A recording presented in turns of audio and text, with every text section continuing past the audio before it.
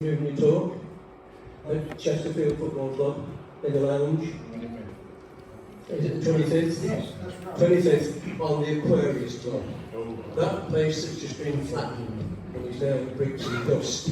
So John will be talking about the Aquarius at the dinner at on the other side, Saltergate. You know what I mean. I don't know what it's called now. Whatever. And he'll be mentioning the Carlton as well, of course. I want to dispel the misconception. There's a guy on the forum who sometimes pretends that he knows better than the manager, and his name's a bit similar to mine, so I just want you to disregard that. It's nothing to do with me whatsoever. Honest. I first saw Chesterfield in 1949 when I was 8 years old.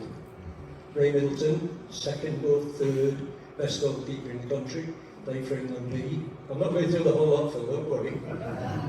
Gordon Dale, England B winger, two Milton brothers, part of the Charlton family, great team. Then, of course, lots of other teams over the years: Dave Blakey, Flockett, Capel, the Fennerty, Randall Moss, Archer era. And now, I think, even though we're in, we're out of the league, aren't we? I still think the standard of football is great. And we've got some good entertainers. Mandeville, Cockclough, Berry will be a great player for us. So things aren't all bad, and the standard of football is quite reasonable.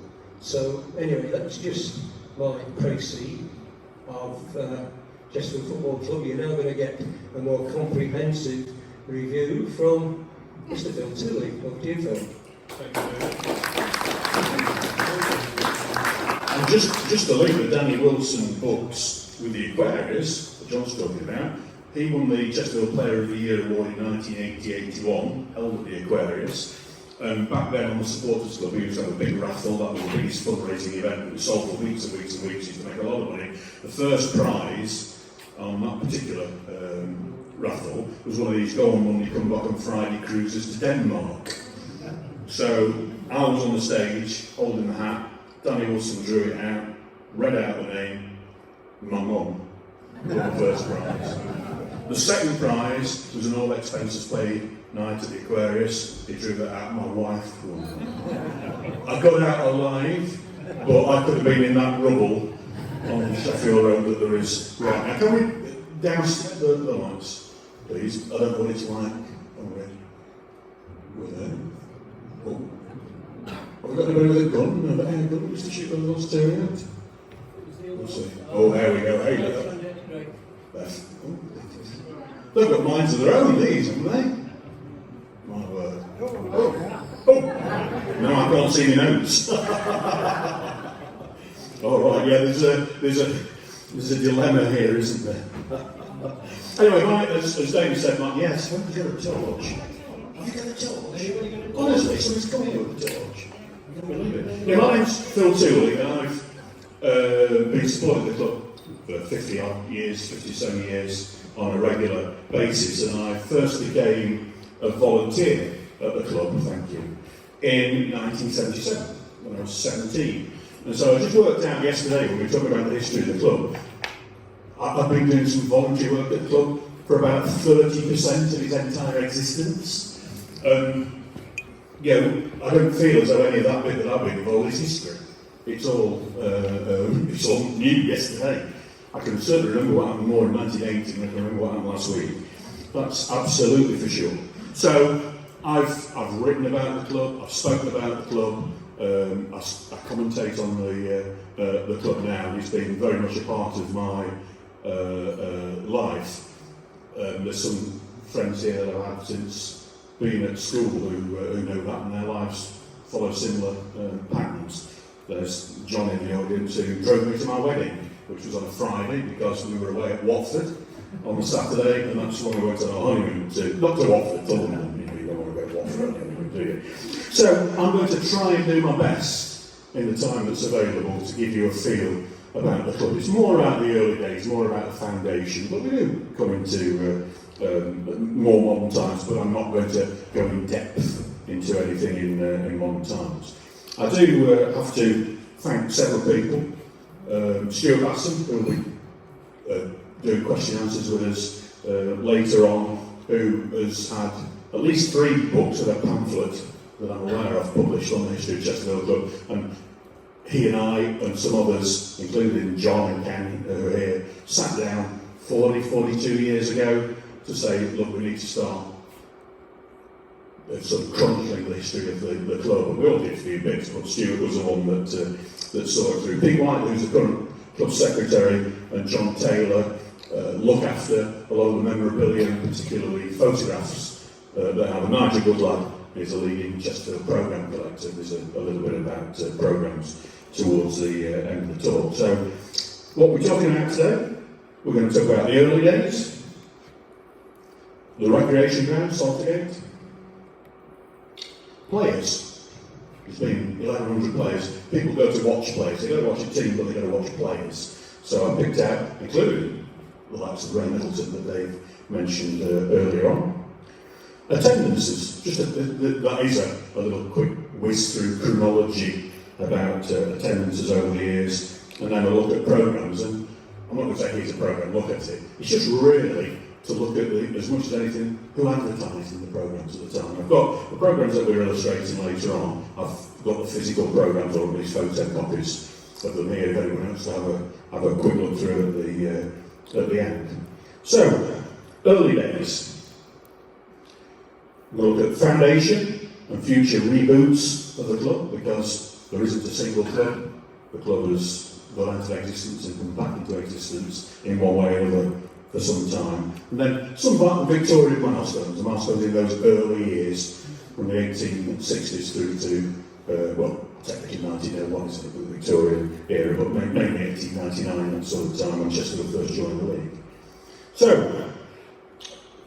when Stuart started looking, everybody had got 1866 as the club's foundation date.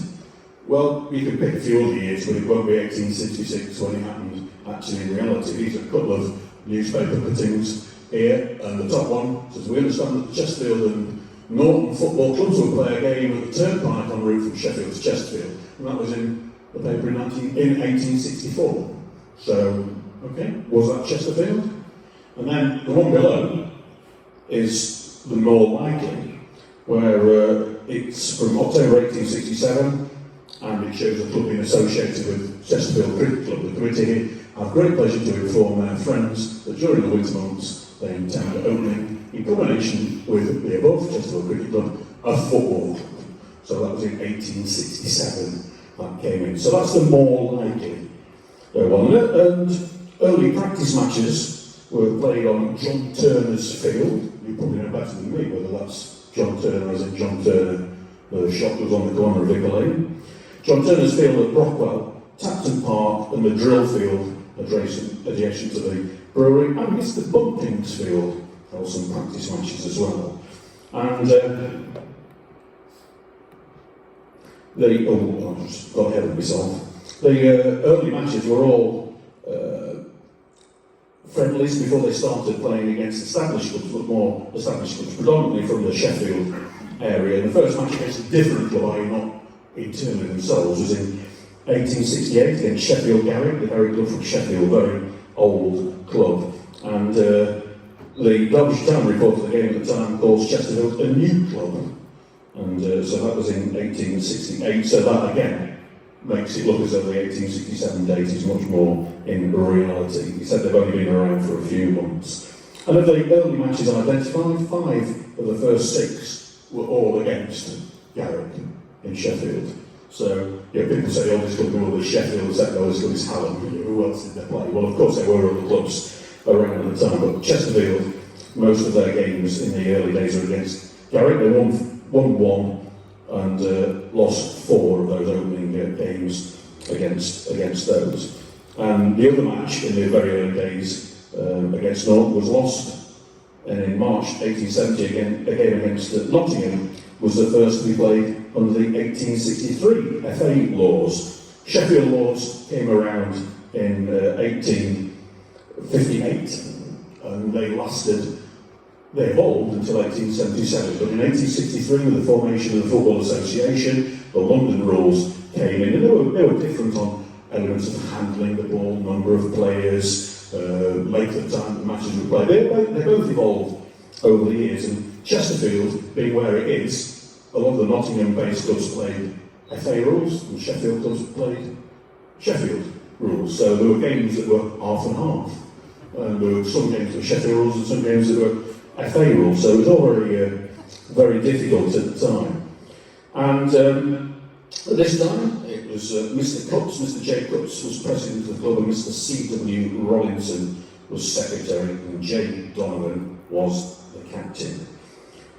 Just to give you a feel for football in general, 1867 was the first time any competition had been played in football with more than 3 independent teams. That was called the Union Cup, and that was played, the final was played on Bramall Lane way back in 1867, and that game was set up at the location of the Adelphi Theatre in Sheffield, which those of you who are into snooker will probably realise that is now the Crucible Theatre. The Adelphi was demolished and the Crucible Theatre built on there. So why 1866? Why do people think it's 1866? The address of the current ground, 1866 Sheffield Road, the badges that you'll see, 1866. Well, in the early part of the 20th century, a book came out called The Book of Football in 1905, and Chesterfield had a director called George Oram. Now, bearing in mind that 1866, 1867 through to 1905 is 40 years. I don't know how old George Oram was when he wrote this account, but he wrote stuff. I think he was trying to make Chesterfield appear older than Sheffield Wednesday. They were formed in 1867, and he wrote in his book 1866. When I first started going to watch football in the early 70s, you'd pick up an away programme and it'd all say verbatim information from this 1905 book of football. And so it's just stuck for decade after decade after decade. So it's become folklore that Chester was formed in 1866. The original club, almost certainly, 1867. So anyway, whatever the year, the club folded in 1881. It seems, as it appears, as though no one wanted to take over the small debt that had built up and the charges on that and the increased costs that the cricket club wanted to charge as a result of pitch damage during the winter months. It was costing a lot more than they first thought. And at that point, the club was unable to find a suitable alternative home, so the club folded. A new club, which would eventually play at the new recreation ground, because the old recreation ground was, we'll talk about this a little bit later on, the old recreation ground was where Tennyson Avenue is now. Tennyson Avenue didn't exist there, and there was some sort of falling out, and the cricket club moved 200 yards up the road to what became known as Saltergate, the new recreation ground, in 1871. And at that point in time, a new club formed in 1884, and it featured quite a few original players from the original club, others from the local Spittle Club, who were one of the powerhouses of the local area. During this time, they became known as Chesterfield Town FC, even though technically the name didn't change formally for quite some little bit. And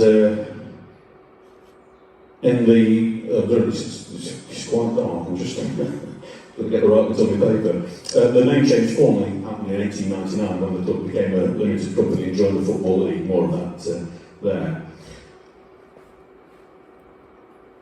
There we go, limited club. And it was formed as a limited company because the company had been doing pretty well, and there was an opportunity with football growing in a formal stage. The original 1888 Football League had just been one division. In 1894 it expanded to 2, and in 1899 the directors formed the limited company in advance of that and chose to seek election to the Football League. There's no pyramid as such there, and they had to get elected to that particular club, and that's exactly what happened. We'll talk about that a bit more later on. In 1915, with the First World War raging, the club voluntarily liquidated, which was quite normal around about that time. But almost entirely, almost immediately, a new club was formed to play under war regulations, and that was principally owned by a chap called Mr. Everest, C.W. Everest, and that club lasted just a couple of years. It became extinct in 1970 after, well, there's been a few of these around the time, hasn't there? An illegal payments scandal. Not quite sure how they managed to do that, but it looked as though it was all about expenses. I think they were paying people up to £2 per match as their illegal expenses, £2 per player per match. And the league, at the time, the Middleton League, wanted to investigate, and by all accounts the club didn't cooperate particularly much, and they were told that their accounts weren't up to scratch, and so they were suspended for the following season, and then a Football Association inquiry also came in and banned the club as well. 44 players were suspended, and as were Mr. Everest and the rest of his management team. But the club had been getting crowds of 4,000 or 5,000 around about that time, so there was some sort of interest in football in the town. So, purely and utterly coincidentally, around about that time, the council, the town council, set up a sports committee which sought to administer the expanding sport and recreation facilities in the town, and the objectives included promoting the game of football. And so they soon decided to set up a top-class football team that would play at Queen's Park Annex, starting in the 18-19 season. But as it happens, that was a little bit too ambitious. It didn't happen. But in 1919, the council formed a new football club, Chesterfield Municipal FC, formed in 1919. And that became, we believe, the first and certainly the last club ever to be under the complete auspices of the local council. And they started playing at the new recreation ground as well. And the concept of football on the rates frightened the authorities a little bit, and they encouraged the club to separate from the council, and that did happen in 1920. And they dropped the name municipal. It wasn't formally part of the name. There's share certificates still exist in quite good numbers of Chesterfield Municipal FC, actually. And the club, after it dropped the municipal, is the club that clearly can be traced to the current day without any shadow of a doubt. So, really, that club from the 1919-1920 just carried on, having various degrees of success and various degrees of failure over until sort of 1983. And the directors, it was literally the butchers, the bakers, the candlestick makers, all transferred shares to others as it went along. And there was not a majority owner, but in 1983, the club, having had a successful couple of years, but had overspent and was absolutely skint. They got no money to carry on. Over the years, they'd bought a lot of property, they were selling all those, and all the family silver had gone. And so in 1983, the club was on the verge of going bankrupt. And a guy called Mike Watterson, we mentioned about the Crucible Theatre, the man who took the World Championship of Snooker in 1977 to the Crucible Theatre, he organised for shares to be purchased. And that was when all of a sudden there were more shares concentrated in an individual's hands. He couldn't put his name on the share certificate at that time because he was a director of another football club. I think it was Derby County at the time. He was also director of Sheffield United. I think it was Derby at the time. So Barry Hubbard, who had been a well-known supporter, actually did the transaction, and the shares, despite being paid for by Mike Watson, were in Barry Hubbard's name. And soon after that, Norton Lee got involved, and he got his funeral there, actually. That was one of the last times I was here. By the way, this was my local parish church. I was christened here, but I think I've been back for 2 funerals and a whiskey tasting event before that, so I've not carried on coming at a regular basis. So Norton Lee got the concentration of shares up to 84% by the time he'd moved on. And he sold the club in 2000 after a very poor relegation back into level 4, the old Division 4. Very unpopular with the supporters. He's not managed to invest the money from the FA Cup run in 1996-97, promotion in 1995, and had become extremely unpopular. So he sold his shares in a not an ideal way, because a lot of it was paid for by money that was already in the club, which is highly illegal, to a chancellor called Darren Brown, who sold photocopies in and around Rotherham. And yes, I heard some boos. And Darren Brown came in, he got all the marketing going, he made people very excited. Lots and lots of plans, and built a fantastic team that started winning a lot of football matches very, very quickly. But soon found out he wasn't paying anybody. He bought players, didn't pay for them. It bought stuff from suppliers locally and didn't pay for them. And by September of the first season he'd been there, the players' checks had started to bounce and everything along those lines. And I had a friend who was working with the FA, he was a compliance officer, called Graham Bean. And he said, "Oh, just keep an eye out." And everybody was quite happy because we were winning football matches. But all of a sudden, you started to see around the edges, and top and bottom with Darren Brown ended up going to jail for running a fraudulent business, not just Chesterfield Football Club, but with other businesses as well. There was furniture business in South Normanton. So Chesterfield were threatened to be thrown out of the league, expelled from the Football League. And they also had a 9-point deduction made, which, to be fair, probably should have been a lot more. The club did manage to win promotion that season, not as champions as they should have been because they're the best team in the division.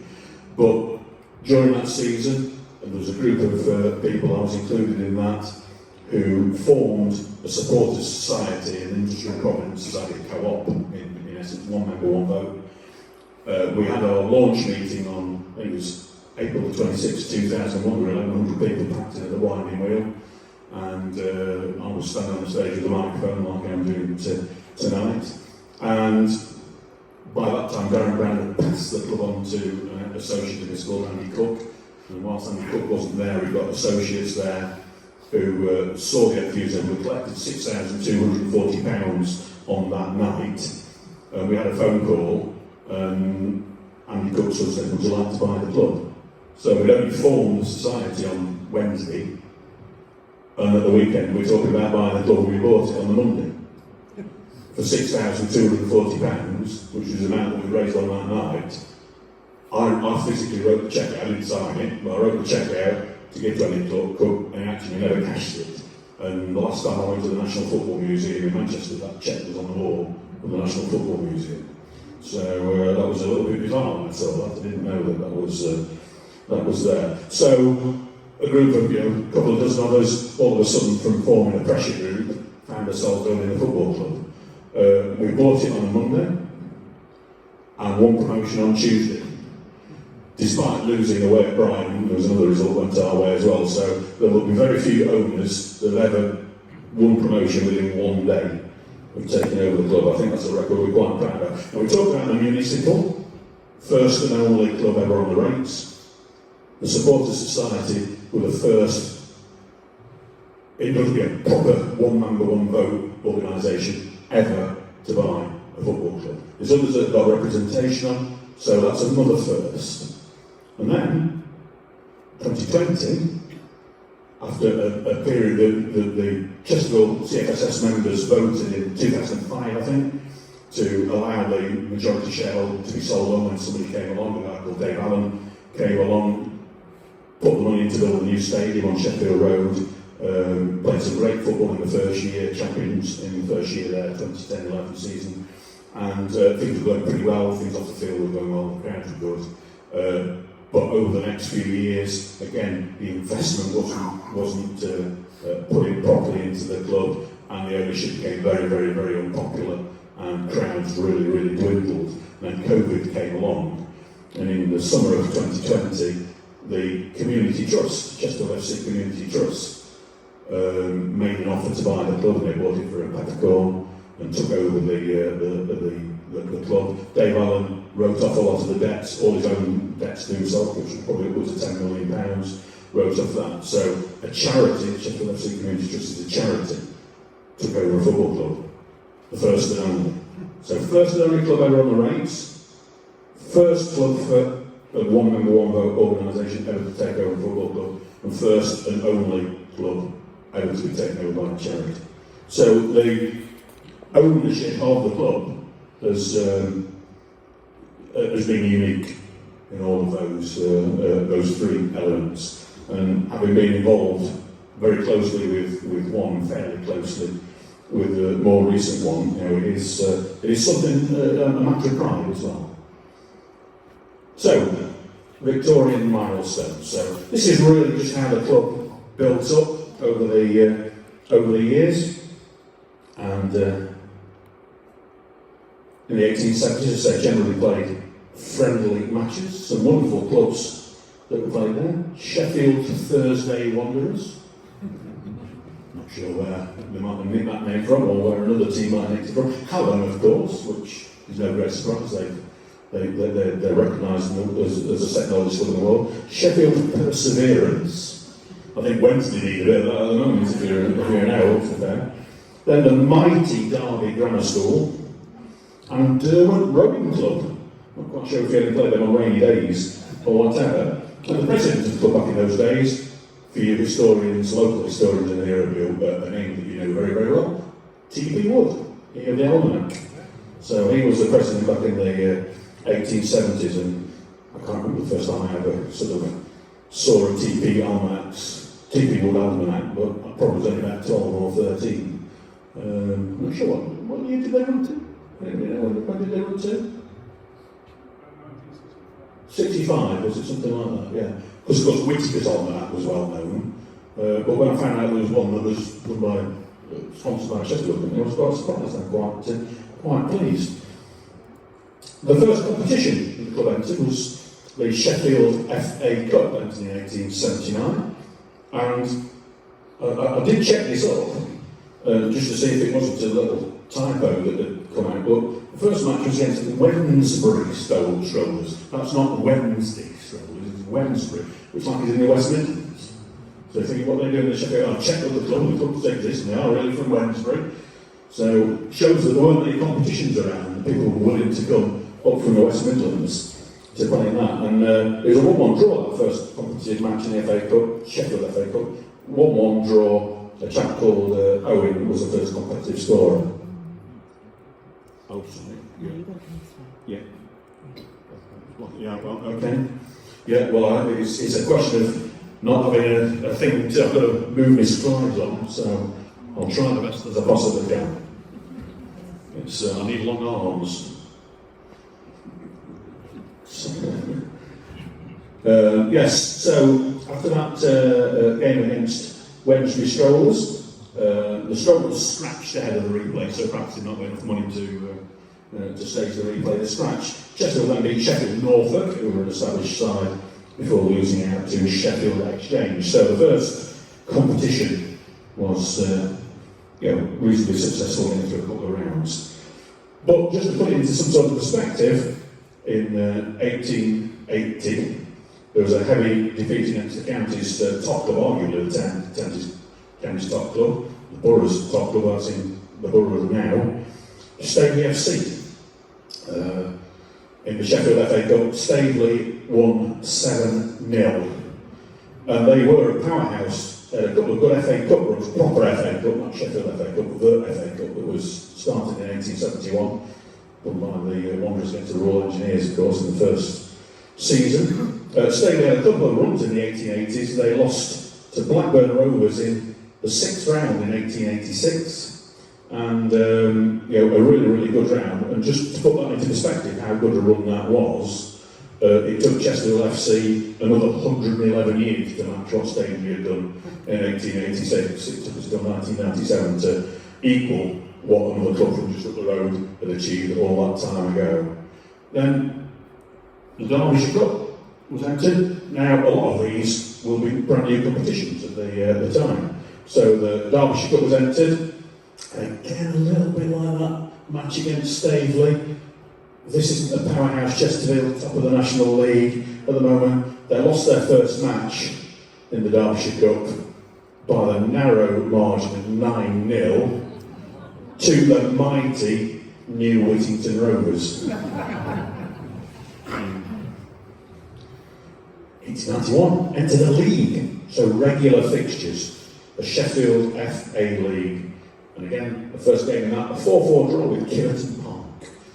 And, but Chesterfield went on to win 13 of the next 16 games and were champions. So the very first time they entered a league competition, they ended up being champions. And that enabled them to enter the Sheffield Hallamshire League, which is another notch up the pyramid of the Victorian times. And they did pretty well, finishing 5th in that season. And the same year, 1892, was when all of a sudden Chesterfield started to go a little bit more national. They entered the FA Cup, the real proper FA Cup for the first time. And the first game was against a team that subsequently went on to play in the Football League, but it's a side that you wouldn't associate with the Football League unless you're a football historian, Gainsborough Trinity. And it was Gainsborough Trinity were 2-0, Chesterfield were 2-0 up, but it ended 2-2 at full time. So extra time was played. Gainsborough turned it around, were 4-2 up with 5 minutes left, and the game was abandoned because of bad light. And that used to have a lot, no floodlights and everything along those lines. So bad light in the re-stage match. Gainsborough Trinity won 4-0. Then the first of the Chesterfield superstars in 1893, Herbert Munday, joins the club. We'll be talking a bit more about him later. The most significant early player, and he scored the first goal in a 3-0 win over Matlock Town, which was the club's first ever win in the FA Cup. So, you know, who'd have thought Chesterfield's first ever win in the FA Cup was against Matlock Town. So Herbert Munday scored the first goal in that match. 1896, the Middleton Counties League was entered. I'll do 2 bounces on that one. In fact, I'll do 3 bounces on that one. See, I'm not looking with you quite so much. And that, the Middleton Counties League, again, was a stronger league, and creditable finishes in the 3 seasons. They played their 4th, 3rd, and 4th again. So by this time they were established in, the same 1899. It was decided to form a limited company and apply for membership. It was still relatively new in Football League. It's only been going since 1888, so 11 years. And the first board of directors of the club, some familiar names, Mr. Eyre, Brinson, Mitchell, Sorden, Wagstaff, Harrison, Bircher, Ludlam, and the man that we heard from about earlier on, George Oram, who put everybody's views wrong with his inaccurate history. The rivals for election that year, because anybody could apply, were Ashton and North End. We've never heard of them, they didn't get in. Chorley, still playing, National League North area. Wigan County, which is a different club to Wigan Athletic, and Middlesbrough. But there were clubs that also had to seek re-election in Blackpool and Loughborough Town, were the teams that sought re-election. Technically, there were 3 clubs had to seek re-election, but Darwin, who finished bottom of Division 2, disbanded and seeking. So there were 3 places up for grabs. Loughborough, top of the poll, and Chesterfield and Middlesbrough were second with 17 votes each, behind Loughborough's 28, and were duly elected to the Football League in 1899. So that vote led to some work being required at the Rec, levelling the pitch. There was quite a drop on the pitch at the time. The grandstand was enlarged, fence put up on Compton Street, and the reason that the fence was put up on Compton Street was to stop people watching for free, because they could see without a fence, you could just watch for free. And Chesterfield's first ever match in the Football League was also the first ever match. It was also the first ever match at a place called Overton, aka Hillsborough. And the aforementioned Herbert Munday, he scored the very, very first goal ever at Hillsborough. I've vowed all the years that I've been looking at Chesterfield history not to talk about the 5 goals that Sheffield Wednesday subsequently scored. But Herbert Munday scored in that 5-1 win, and there was a little thing about when did Monday beat Wednesday on a Saturday, something like that goes on about the time. I can't remember the exact words of it, but there was something around those lines. It was in all your cartoony type things in the newspapers. The first home match of the Football League, the new Football League, saw 5,000 people watch a 2-2 draw with Lincoln City. Just to put that into perspective, the highest crowd the season before in the Middleton County League was 3,000, so it was up 2,000. You know, it was up 66% from the highest crowd of the first season. The first win that season was against a team that you might have heard of, Arsenal. They were still known as Woolwich Arsenal, it was before they moved up to North London. They were in South London in Woolwich, but 3-1 over Woolwich Arsenal. In that season, the club finished a creditable 7th out of 18 teams. Wednesday won it, and Loughborough, who topped the election poll, finished bottom. So, yeah, that's really how the club started, how it got into the Football League for the first time. So, the recreation ground, nice little snowy picture from 2010. This photo was actually taken after the club had moved to the new stadium. Somewhat bizarrely, I've got the keys. I've got the keys to Saltergate, so I've got quite a lot of photographs around. It was a snowy day one day, so I just thought, well, that's going to be some great pictures. It's got to look all right there, you're not see all the rubbish. So I've got some great photographs from inside and outside from that time when, bizarrely, I had the set of keys. But there you go. So before 1871, we're going to talk about the first move in 1871, development of the ground, the deterioration, and move number 2 to Sheffield Road. So as I mentioned earlier on, the way you're looking at it, the right-hand side was the old wreck, West Pool Villas, so Tennis Avenue, so you can see the road down, which is it Clarence? I'm not following, isn't it, Clarence? So it's where Tennyson Avenue was, then the new wreck on Saltergate, as you can see, a little bit further up the road. So it really was a tiny little move. And the first match to be played there was in November 1871, a 0-0 draw with Rotherham. However, before that match in September, the new wreck, as it was known as, and people used to call it that for about 10 years, I think, it had hosted a cricket match. The United South 11 versus 22 men from Chesterfield district. And that game featured a certain W.G. Grace, and also a man who went on to play in the first ever cricket test match in Melbourne in 1877, and occasionally played football for Chesterfield, a guy called Henry Charlwood. He played for Chesterfield between 1870 and 1875. He was a Sussex cricketer, but in one of his visits up here he must have met a lady called Anne Oliver from Chesterfield, and he married Anne Oliver. So obviously when he wasn't playing cricket, he'd possibly come up into this neck of the woods, and he played a handful of games over that period of time. But again, a little bit of a first ever test match was a bloke who played for Chesterfield in it. Most people wouldn't necessarily know. I know there was about 18 or 19 years ago a great article on Henry Charlwood done by a member of this society, but at that point he didn't mention he played for Chesterfield. I think that's only been sort of realised subsequent to that. I was down at Lord's last Friday and I went to the museum for the first time. It's a Lord's museum, not a cricket museum. The guide on the door I said, "Oh, do you know, is there anything here about Henry Charlwood played in the first test match, played in the second test match?" I said, "Because he also played for my football team." He went, "Oh, which team was that?" I said, "Chesterfield." He said, "Oh, non-league team." So I straight away said to him, "Do you support Mansfield Town?" And he did. So there's only a Mansfield fan would ever say that, isn't there really? So, sorry for swearing. Apart from the cricket, there was also, before the first football match, a major fundraiser held there, an athletics meeting, which, as well as athletics, featured a 1.5 mile velocipede race, a high jump race, which was just hurdles, do you think? High jump race and high jump with a pole. Could be pole or that, perhaps. The steeplechase was won by a teenager called S.W. Widdowson, and, well, a little bit like W.G. Grace, well known, he would later become an England international footballer, and he was the man credited with inventing shin pads. There you go. So, yep, we're not playing a football game yet. Derbyshire County Cricket Club played one county game at the Rec against Lancashire in 1874. It's a first-class cricket match.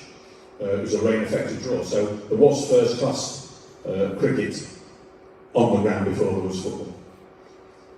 Anyway, in 1879, the ground was sold at auction to a chap called John Brown, who was an ex-mayor. So if there's any ex-mayor history people here, he bought it for £2,250, and it was subsequently let to the cricket club, then sublet it to the football club in the winter. And the cricket club remained at the Rec until the mid-1890s. There was another non-football event in 1893, which was hosting the Cart Horse Society, including a pit pony display. There's been all sorts of things. I'll just mention it now. There's a photograph in the archives from, I think it's 1927, of playing motorcycle football. They're actually playing football but riding motorbikes. I'm not quite sure that the current groundsman would be all that happy with that. So there were minor improvements being made to the ground over these years, mainly fencing. You can see that 1905 grandstand pictured up on his against Kettering in 1901, and minor improvements, fencing, new change rooms, stand extensions occurred in the first 30 or so years of the 20th century. But the biggest single change came in 1936. Well, that's the 1912 League Forest, and 1921 against Stalybridge Celtic in Division 3 North, so that will have been the first home game in the newly formed Division 3 North, which formed in 1921. Chesterfield came back into the league in 1921 after being not re-elected in 1909. So Forest in 1912, Stalybridge Celtic. The first game back in Division 3 North was away at Stalybridge Celtic. We used to play head-to-head games like that. But it was in 1936 when the grandstand that those of you who've been to Saltergate will be familiar with. And the main reason that was built, well, one, the club had successfully won promotion to Division 2 in 1931, although they'd been relegated back down again. But the club actually gained ownership of the ground for the first time in 1935. So it remained in the club hands, it's always remained in the club hands. And they borrowed money mortgaged on the ground, direct guarantees, a couple of loans, and buoyed by promotion to Division 2 for a second time in May 1936. The old stand that we saw on the previous picture was demolished, and the new one started to be built. And it had 3,112 seats, and then this front bit here had got standing in it. Everybody knew it was the enclosure that had got enough standing spaces for 1,116 places. The stand was officially opened against Sheffield United by Mr. Sutcliffe, who was the president of the Football League, and a new attendance record of 26,519 saw that game end 2-2. Now, from then on, there was precious little development over the next few decades. And just after World War II, the club was seeking to move to fields near Walton Hospital, but the council didn't like the sound of that. So they began to contemplate further development at Saltergate, began to buy houses located around the borough, a lot on Compton Street particularly. That was funded largely by a debenture issue that raised £17,000 from the public and £20,000 from directors, but it also had to fund debts that had increased during the war as well. In 1949, the cinder terracing began to be replaced by concrete. There was much more cinder on a lot of terracing, so concrete at that point in time, again largely paid for by supporters. The roof on the Cop first appeared in 1961, which was the next biggest thing. Bit of roofing on the Compton Street side as well. But it took until 1967 for floodlights to appear. So that's a familiar looking Saltergate from the air. Which is ironic because Chesterfield became the last club in the Football League to have floodlights, but they were actually the first club to have floodlights on the training ground at Big Street in Eckington. But they'd never had them at the ground. Initially, a set of second-hand lights had been bought from Sheffield United for £6,000, but the club was skint, absolutely skint, and had no money to install them, so they just gathered rust at the back of the Cop for a year or so, And then the first pylon was erected when they got a few bob together, and well, it twisted and was not fit for purpose, so it failed. So rapidly, a new set of 4 pylons was ordered and erected ahead of the original switch on against Rotherham United reserves. Just to try it out, September '67, there were 3,324 people there, so not bad for a reserve match, to see some lights being switched on. But the official switch on was against Sheffield Wednesday in a friendly, and Stanley Rouse, who was head honcho at the FA in FIFA, he was the man who pressed the button. There was 12,358 people for that, so not bad, again, for a friendly. And at the same time, the Saltergate Social Club, which is just off picture here, was opened. So supporters could go and have a bevy before and after the match on that one. The initial steward there was a player who played for Chesterfield in the 1930s, a guy called Harry Clifton, who was sold from Chesterfield in 1938 to Newcastle United. Changes were slow after that. The Bradford fire in 1985 made a difference, and it meant that the exits in the 1936 stand, Archibald Leach, Stanley was a great engineer and football stadium architect, had to broaden them out, and all of the standing places in the front were lost, so it slashed the capacity because it was a predominantly wooden stand. So by this time, it started to crumble. The rationale for those being painted green, anybody know? Well, I know there'll be plenty for Chesterfield fans in here. The rationale for being painted green was because of the film The Damned United about Brian Clough and his period at Leeds. Saltergate was used to double up for the baseball ground, and at that time the baseball ground was predominantly painted green. So the film company painted it all up green. The place did double up as Wembley as well. So I don't know how they managed to do that, it's a bit of CGI, I think. But at the time, a guy called Alan Walters was the finance director at Chesterfield, and they were going to paint it back to blue. And he just sort of said, well, how much will it cost you to paint it back? And they told him how much it cost. He said, well, give me half of that and don't paint it. So it remained green rather than be painted back to the original blue. Then in I think it's 2000. Oh no, it's 1990. Oh, there's a demolition of the ground football. I'll come to that in a bit. But the club was seeking a new location initially in the 90s at Wealdon Mill, the old dog track behind Sainsbury's, as it is now. But the planning permission was turned down by a single vote. I think there would have been a lot of hoops to go through had it passed planning, but the officials recommended to turn it down. One of the reasons was the club had said build a ground there, but normally they were at the time sort of want to build a ground in a mini meadow hall to sort of do it, but the access to the ground was poor. There was a fantastic. It was a meeting that the public could attend, but not participating. So it was a public meeting, but not a public participation meeting. And Bill Flanagan was the leader of the council at the time. Bizarre, he was talking very favourably about the ground for most of the time, but then voted against it, so not to go against his planning officials. But there was an absolutely brilliant line that he said, and I know because I was there. Somebody questioned him, this is for Wealdon Mill, where are people going to park? Because there's no parking there, it's just a little bit of scrap yard at the top, there's only the pub across the way in the canal, nowhere to park. So the person speaking on behalf of the football club said, oh yeah, we're planning to use the car parks in the town centre and ship people out in buses. And Bill Flanagan interjected and says, bloody hell, there'll be people coming from all over the world. This is the only park and ride anywhere in the world where you park in town centre and get a bus out. And the place just sort of erupted a little bit of that, and he was absolutely right. And say one vote. And at that point in time, I remember speaking to Barry Hubbard and Norton Lee immediately afterwards, and they both said, I'm going to pack in tomorrow morning. They didn't, but they said they would.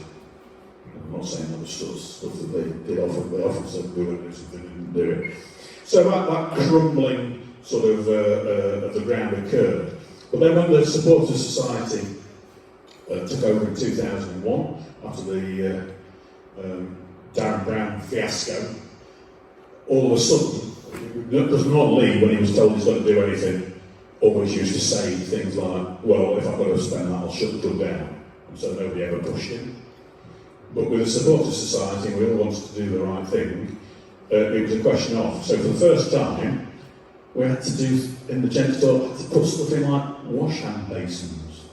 Because the gents' toilets, well, none of us ever get ill if you used to go to Chesterfield in them days, because you had all the antidotes from going to the toilet. There was every disease imaginable in them. They were just like troughs in the floor and no roof. When there was no wash hand basins, they were put in for the first time in 2001. The terracing was condemned on all three sides, couldn't be used. The main standard had all the additional work done as a result of Bradford, so the capacity was tiny. And all of a sudden we found a few pots of potential money and redid the terracing and made a real good job of the two ends, fantastic terracing. A man called Phil Taylor was the director in charge of doing that. And down the side, the Compton Street side had seats put in for the first time, and they were seats that had been purchased from Leicester City, Thornton Street, when they moved.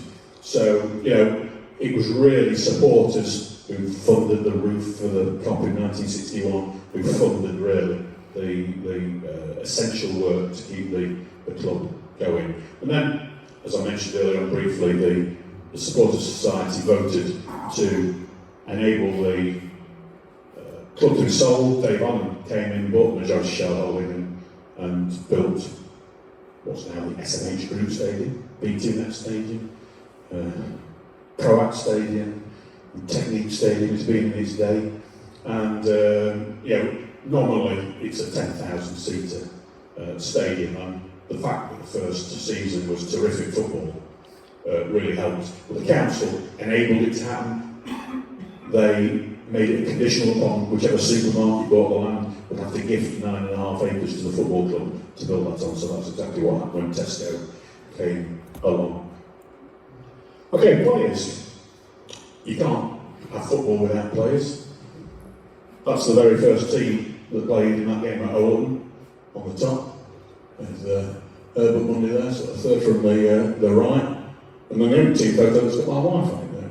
That was Martin Allen's first match pre-season friend in Bunyan. So I just put that on for no apparent reason, but I'll get my wife in. So I'm going to talk briefly about Charlie Bunyan, Walter Bannister, Herbert Munday, Sam Hardy, Willis Edwards, Gilly Cookson, Ray Middleton, David Blakey, and Ernie Moss.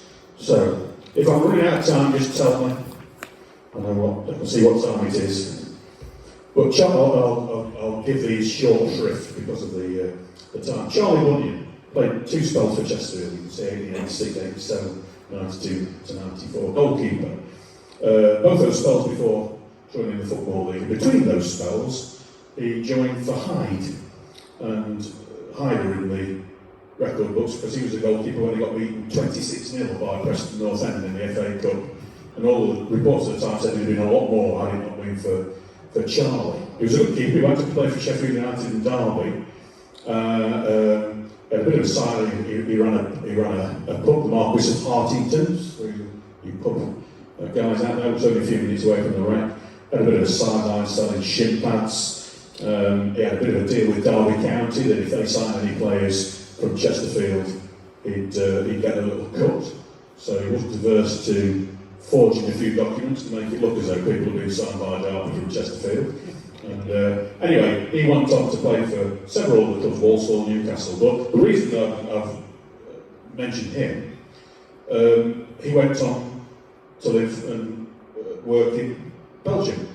And he joined Racing Brussels as the and he also became the assistant to the Belgian national team. He moved to Sweden, moved to Sweden and led the Swedish football team in the 1912 Olympics in Stockholm, where Sweden were knocked out by the Netherlands 4-3, and the Netherlands won bronze. Great Britain were gold. But of course, we were over football. He then went to the coach Standard Liège in Belgium.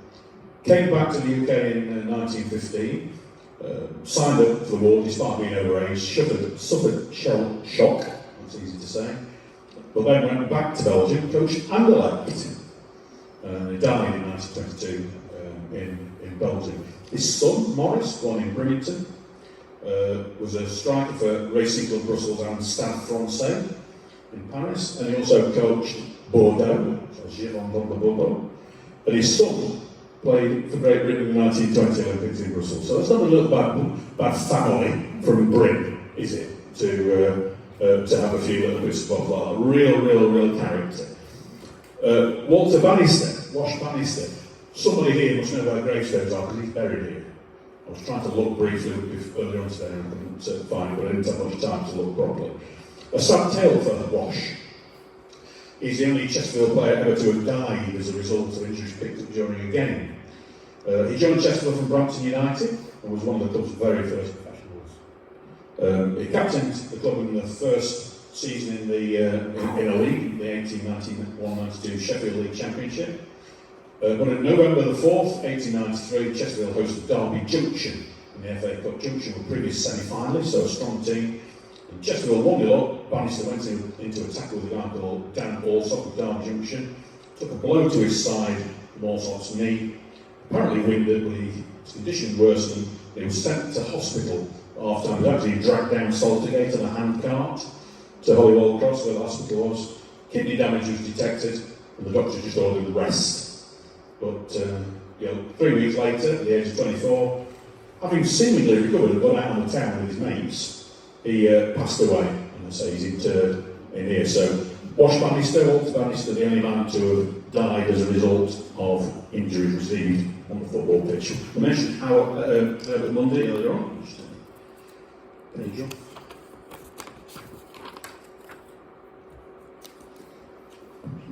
First major player for Chesterfield. Joined the club in 1893, left-footed, was a winger initially, converted to an inside left, and later in his career as he slowed down a bit to left half. Within months of joining Chesterfield, he'd been selected by the Sheffield FA to play London FA, so he's been noticed. Scored regularly as the club moved up the leagues into higher levels, and he became the club's best and most popular player, earning a benefit after just 5 years with the club. In all, he had 3 benefits, so he was clearly very popular over the time that he played. Mentioned that he scored that first goal at Overton. He was selected for the Football League against the Irish League at Grosvenor Park in Belfast. Football League won 2-0, 15,000 spectators there. And Munday, I don't know if you ever picked this up, Stu, but Munday was the only Football League player that day to play for a club that has never been in the top flight of English football. Every other player played for a club who's been in Division 1, so that just shows, for a club like Chesterfield, how good he was. He played 18 seasons for Chesterfield, retired in 1911, and became the landlord of the Rose and Crown at Eckington. Still there, is the Rose and Crown at Eckington still? I think it is, isn't it? Yeah. And he played for the pub team there in 11-12, and they won every match. So, in his 10-year league career, just 10 out of the 18 were playing in the Football League. He scored 107 goals in 314 games, and that's a record that stood until Ernie Moss, another local lad, came along. Sam Hardy, goalkeeper, nice woolly jumper, played for Chesterfield 02-05. Signed from White Star in 02. They beat Chesterfield Reserves in the Byron Cup final. Byron Cup still being played for today. And in January 2005, he'd been established at the club for a couple of years. Hardy played for Chesterfield against Liverpool, a little bit like Charlie Bunyan against Preston North End. Liverpool won 6-1, but contemporary reports hinted that it could have been 20, if not for Hardy. A week later, Chesterfield, having drawn Portsmouth at home in the FA Cup, reached a settlement with Pompey and played their home match at Fratton Park, because they could get a lot bigger crowd. They drew 0-0. Again, Hardy was terrific. And 4 days later, they lost the replay 2-0 again at Fratton Park. And the legendary sportsman C.B. Fry, who was an England football international and an England cricket international, and one-time holder of the world long jump record, covered those games for the Times and wrote very positively about Hardy, which meant that later that year he moved to Liverpool for £300 plus the promise of a friendly, which never materialised, so they chipped in another 40 quid. So, after only 4 games for the Liverpool first team, the programme afforded Hardy the following place. They've only played 4 games. Said, judging from the, and I'm quoting, judging from the cool yet effective methods which he adopts in clearing his goal, we feel pretty well assured in prognosticating a successful future for this young player. He's fearless in stopping the rush, remarkably agile in covering the goal space, and is equally at home with both high and low shots. So, he played for Liverpool, went on to play for Aston Villa, served in the Navy in the First World War, returned to football before ending his career at Nottingham Forest. His honours, League Champion 1906 with Liverpool, FA Cup winner twice with Aston Villa, Division 2 champions with Nottingham Forest. But the real reason that I want to talk about him, he was the first of one of only 4 players that started their career with Chesterfield and went on to play for England. And back then, it was only really the home international, a very, very odd overseas international. They played Austria a couple of times around about then. And he played his first match in February 1907 against Ireland, 1-1-0, and his last in April 1920. That's 13 years and 53 days span between his first and his last, but he only won 20 caps because of the lack of games and the war chucked in there as well. To put that into perspective, that 13 years and 53 days, the first 3 players to win 100 caps for England, Billy Wright, Bobby Charlton and Bobby Moore, all had shorter spans in the England team than that. David Beckham had a shorter span in the England team than Sam Hardy. Indeed, only Stanley Matthews, Peter Shilton, David Seaman, Steve Gerrard, Frank Lampard, Rio Ferdinand and Tony Adams have been England players for longer than him. And of course, the way that football was then, the fitness and the fact that goalkeepers could have their head kicked off at any moment in time, means that that was a remarkable achievement. So to play England, for England, longer than Billy Wright, Bobby Shaw, Bobby Moore, incredible. He became the landlord of the Gardener's Arms on Blue and Gate. Building's still there, pubs are not. And he played until he was 42 with Nottingham Forest. So that's Sam Hardy. I've just jumped over Willis Edwards there, going a bit mad. The clipboard's gone mad. How do you get it back one? Do you know that way? Previous.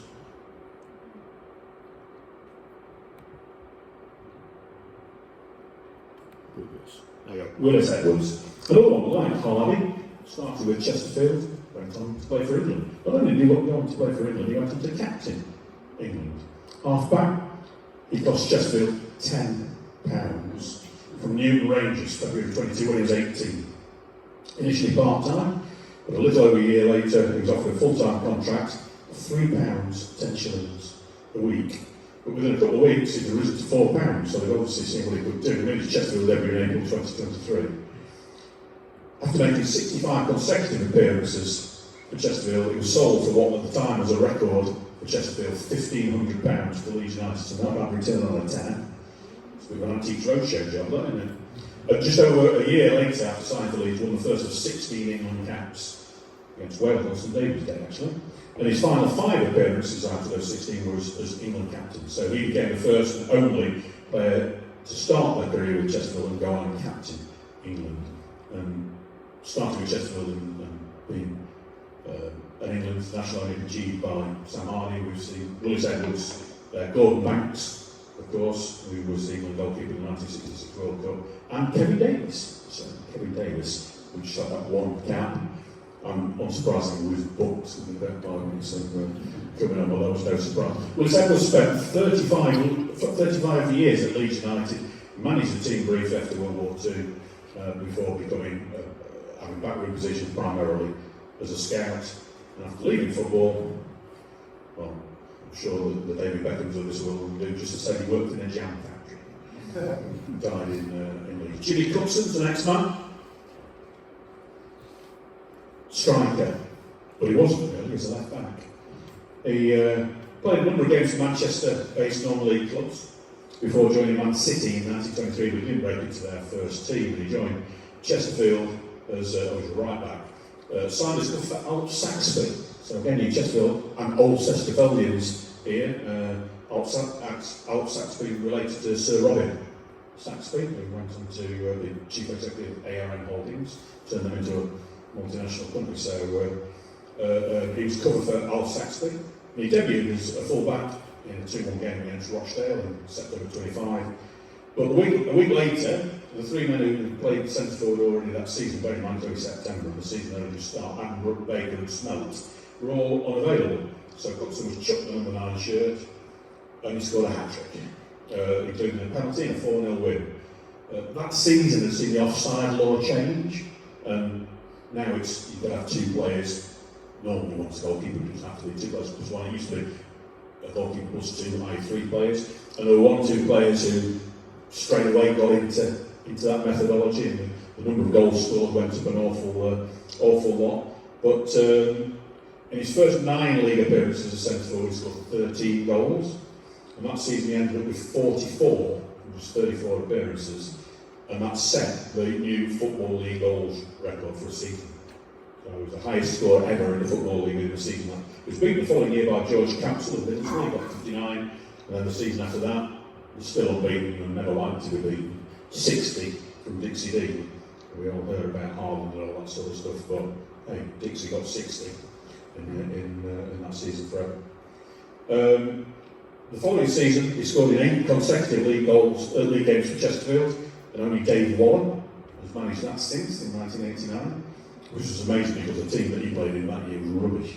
He still scored in 8 consecutive. And then in 1927, he was transferred to West Brom for another record fee, £2,500, and he continued to score goals throughout his career. The most notable thing, he became the fastest player ever to reach 100 Football League goals, 80-odd games, and held that record until a certain Jimmy Greaves broke it. So massive game.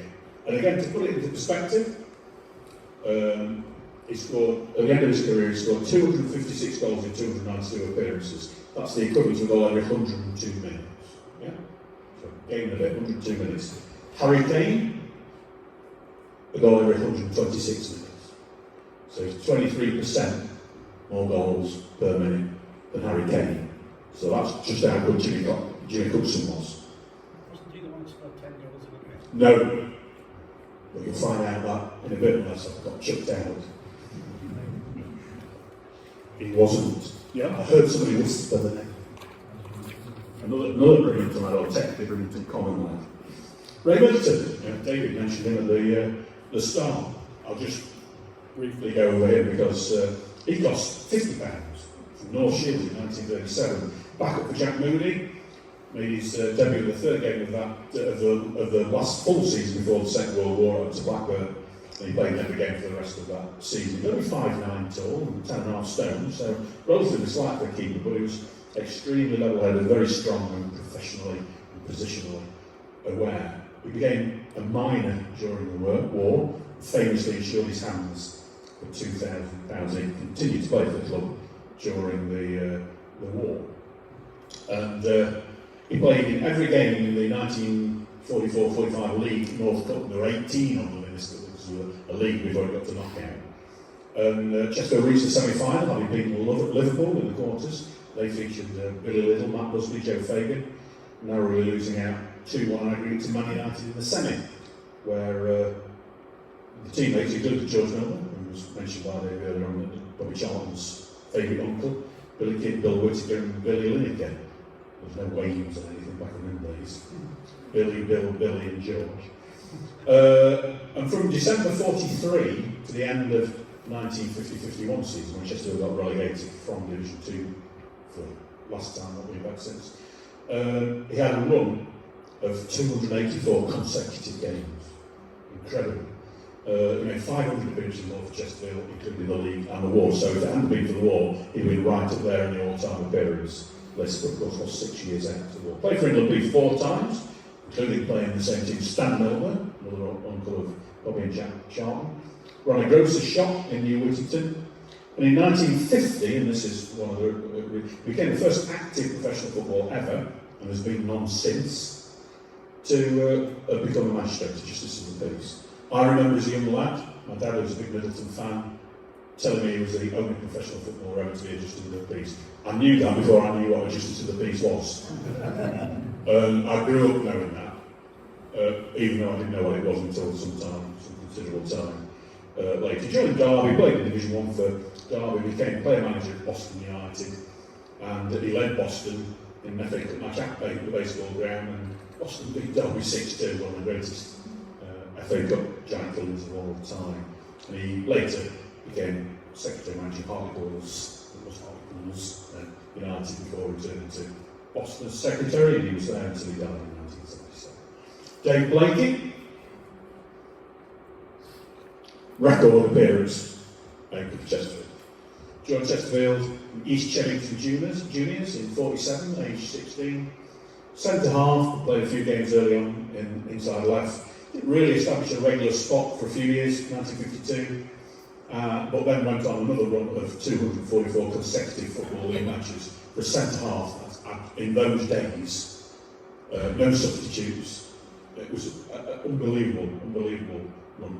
Played less regularly in the 1960s, but was granted the opportunity for hero's exit in the last home game of 66-67 against Port Vale, and that was 4 months after his previous appearance. That's how rare he did play when he was getting on a bit. And his previous appearance had been centre forward alongside Kevin Randall, so talk about spanning two levels. And he covered for the unavailable Ivan Holland.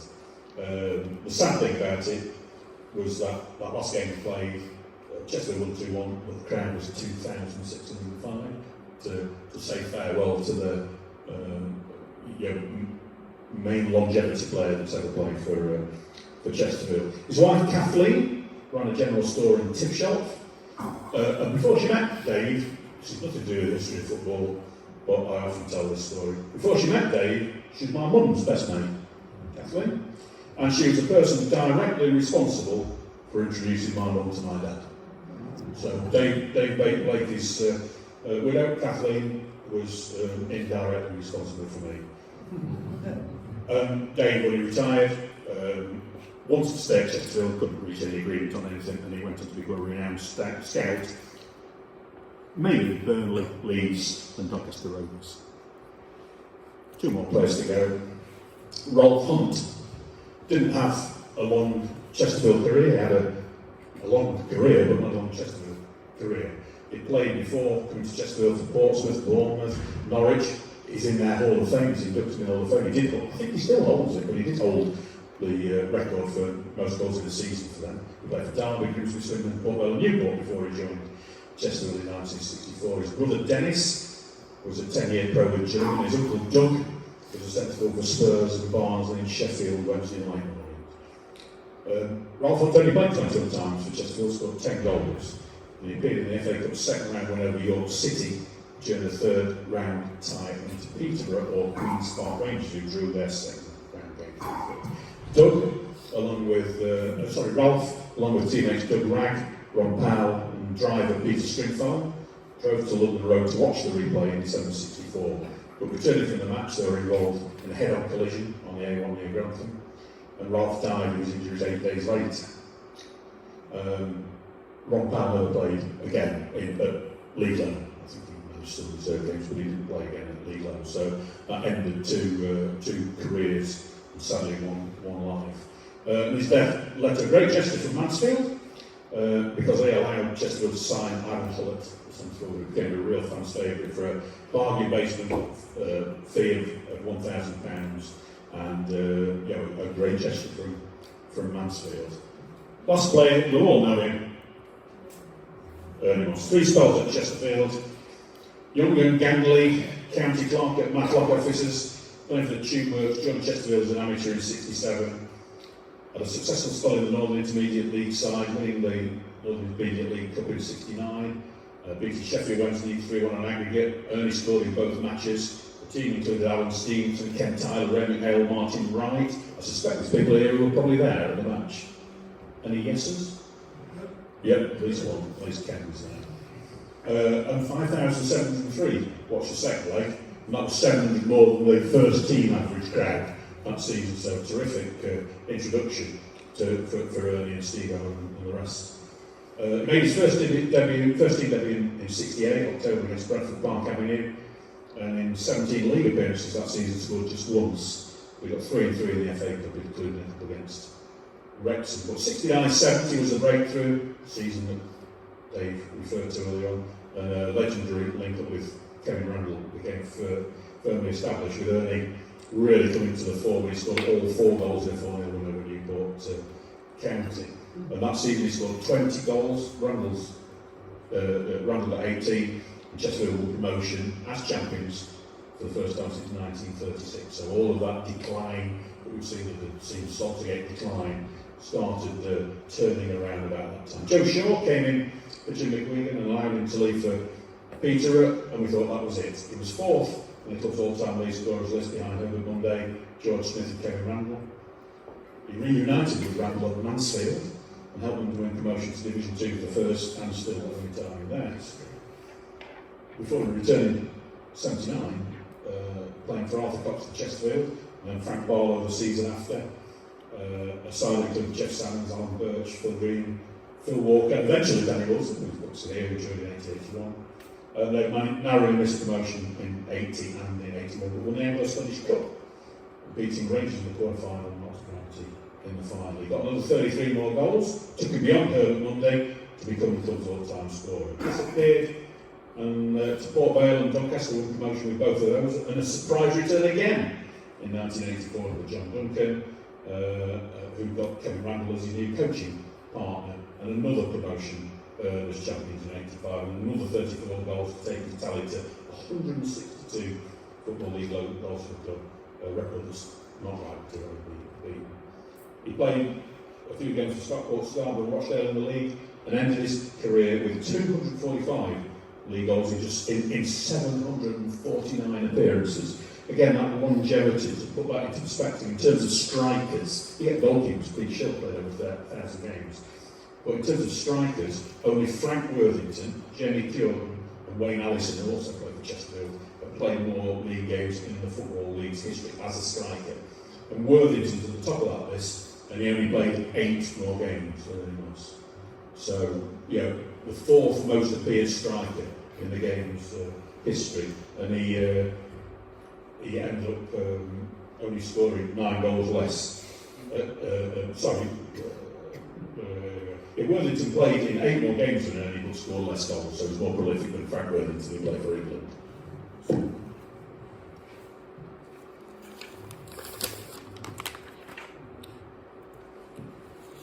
Craig Alldance and Jonathan Wafula.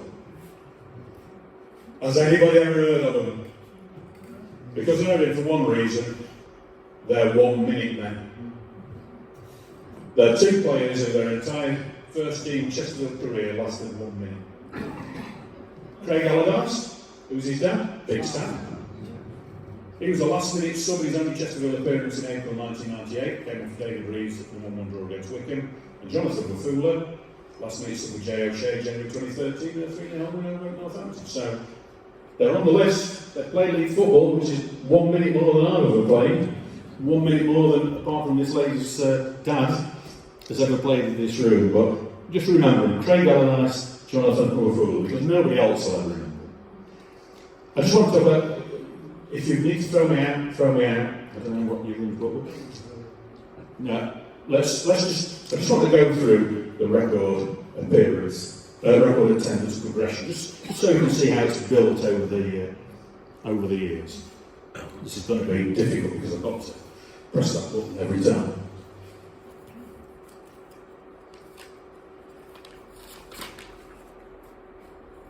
So 1870s and 1880s, as you can see, the crowd weren't counting all that well. No real attendance information. They were described as small, moderate, decent, or very decent, whatever that might mean.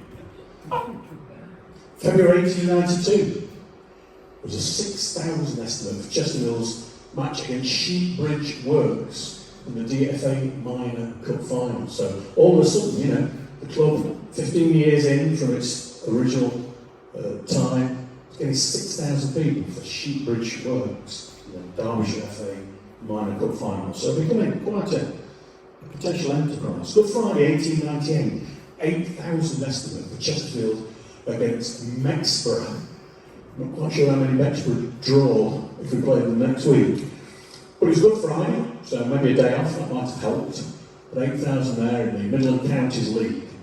Record receipts, £110, 16 shillings.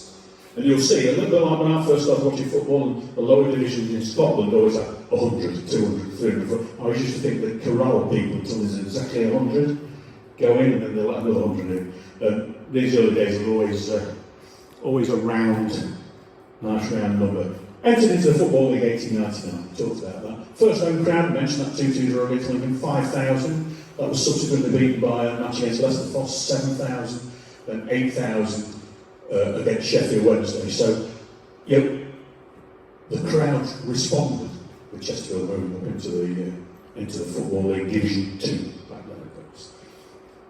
January 1907, 14,000 estimated for an FA Cup replay against Derby County. Again, game abandoned in extra time with Derby leading, and the restage match wasn't back at Chesterfield. It was played at Trent Bridge. Derby won. The estimated crowd that day was 14,000. I don't know if they gave everybody a free ticket and a free bus ride, I'm not sure.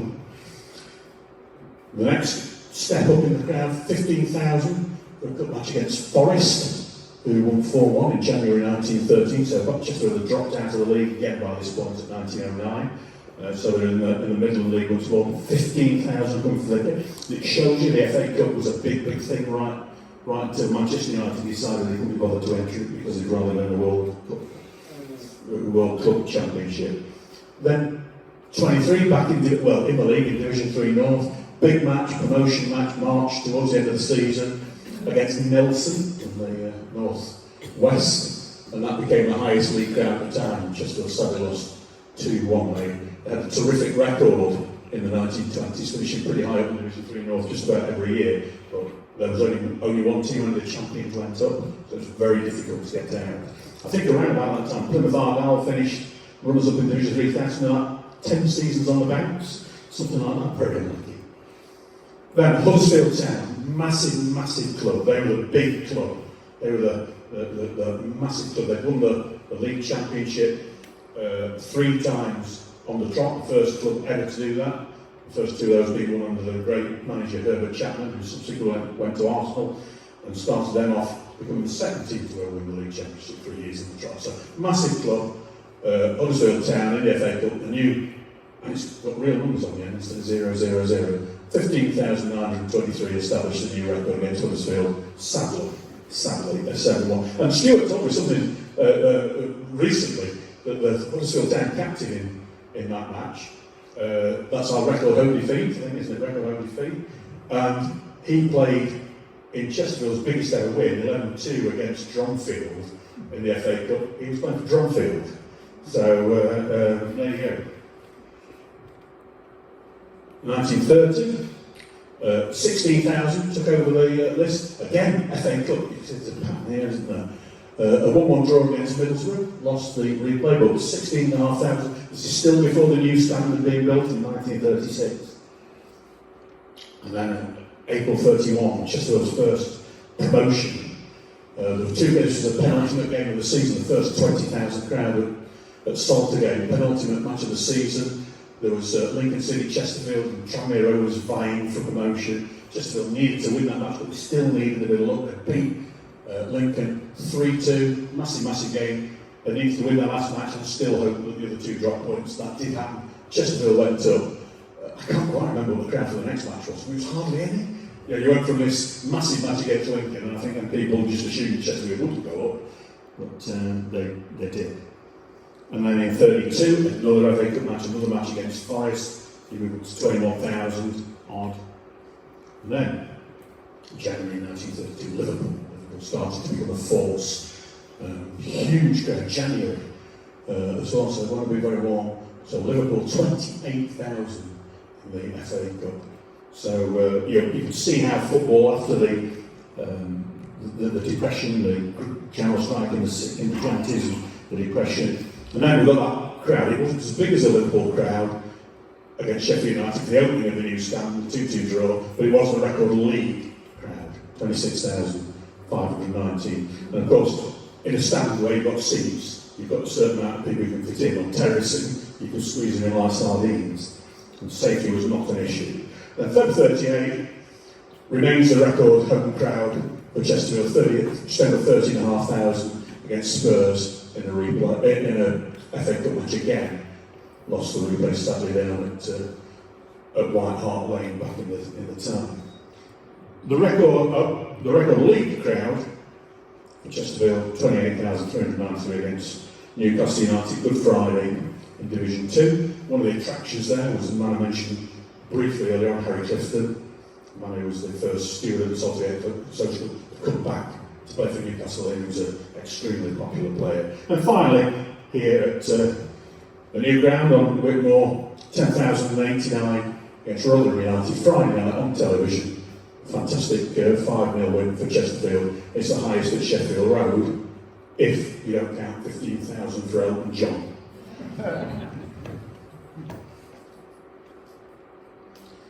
I just want to look at some celebrity players, because you're going to watch your team, don't you? But in essence, it's the players that you're going to watch. Now, Billy Meredith was probably the first superstar of football, Welsh international. At age 12, he was a pit pony driver, but he played for Church, Northwich, Victorian Wrexham before joining Manchester City in 1894. Soon became a Welsh international and captain in 1895. Scored lots of goals for City. His pulling power was such that when they played Chesterfield in it's 1902, isn't it? I think 1902. Yeah, in this game, that was the first time that the Chesterfield Club had ever, we believe, produced a programme. So they're trying to get a little bit of value added out of people by buying a programme. But the crowd for that game was 6,000, second home match of the season. The previous game against Leicester Foss, 4,000. The next game, Burnley, 4,000. So he added 50% to the game for people to see Billy Meredith. Joe Payne, 10 Golden Joe. Joe Payne, born in Bloomington Common. And if you go by the it's on the little shop, isn't it? The plaque on there, 10 Golden Joe. He is the first and the only player ever to score 10 goals in a football league match. He young Luton Town from Bolsover Colliery in 1934, having been born in Bloomington Common. Played half a dozen games as a half-back at Luton. He'd been a centre-forward at Bolsover, and he was put back there in April 1936 for a game with Bristol Rovers. So it was his first game for Luton as centre-forward. He got 10. That's not a bad way to welcome yourself into that position, isn't it? The two first choice forwards were unavailable, and the game ended up 12-0 against Bristol Rovers. He went on to score 83 goals in 72 games for Luton before joining Chelsea. Went to Chelsea in 38. One England full international cap, he scored 2 goals in that game against Finland. Of course, the war interrupted when he would have played.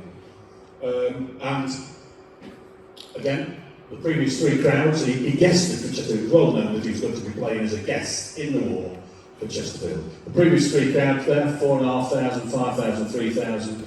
He played against Notts County, 70% up, a 7,000 crowd, and he got 3 in an 8-0 win.